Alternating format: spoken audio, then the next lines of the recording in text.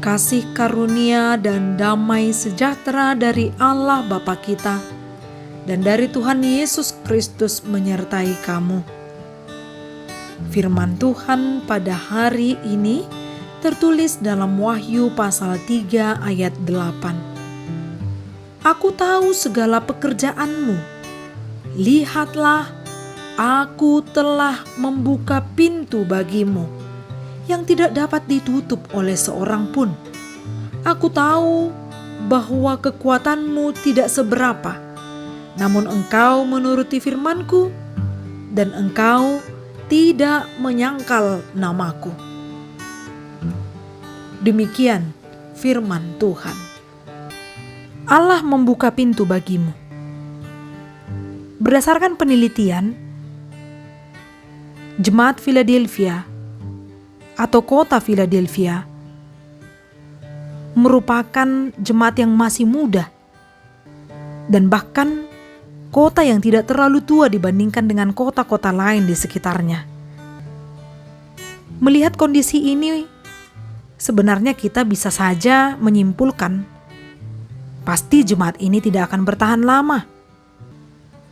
Pasti jemaat ini akan cepat runtuh, tercerai-berai, karena tidak memiliki kekuatan dari segi kemandirian yang masih muda. Dan bahkan Tuhan sampai berkata kepada jemaat Philadelphia, "Aku tahu bahwa kekuatanmu tidak seberapa." Pernyataan ini menyadarkan jemaat di Philadelphia bahwa seberapa kecil pun kekuatan dari jemaat itu, namun Tuhan hadir untuk menolong, memberikan jalan keluar. Sehingga Tuhan berkata, "Aku akan membuka pintu bagimu." Yang artinya jika Tuhan berkehendak untuk membuka, maka tidak ada yang dapat menutup. Sungguh dahsyat perkataan Tuhan Yesus ini. Dengan penuh kasih, Ia mau menolong dan memberikan jalan keluar bagi setiap umatnya.